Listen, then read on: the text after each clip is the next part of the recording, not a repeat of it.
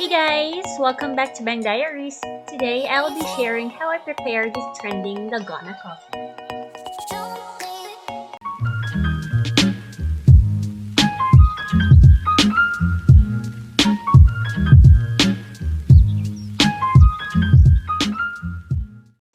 First, we need these ingredients: powdered milk, 3 sachets of instant coffee, 3 tablespoons of sugar, and 3 tablespoons of hot water.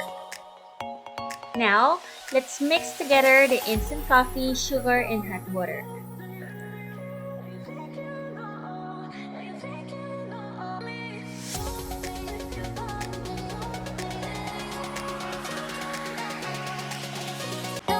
Now let's stir, and it's whipping time.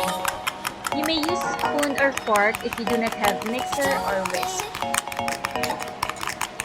I use 2 forks kasi feeling ko mas mabilis siguro magiging focus and mixture.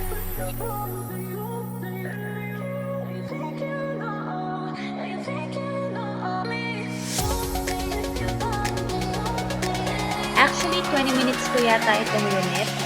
And so kapagod, kaya tama na sa akin ang ganitong consistency.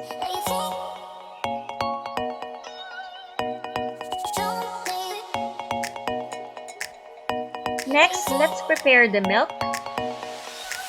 Add some ice.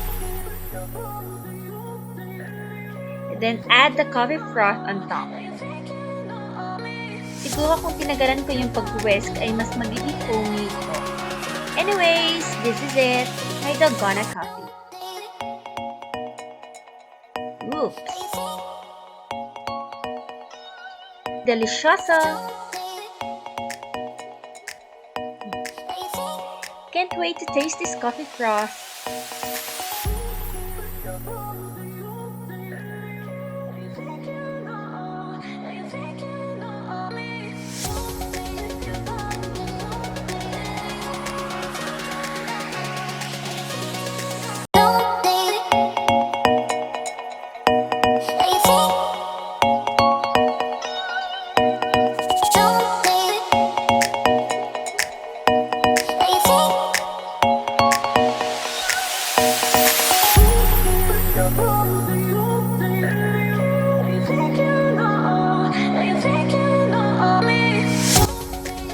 Enjoy!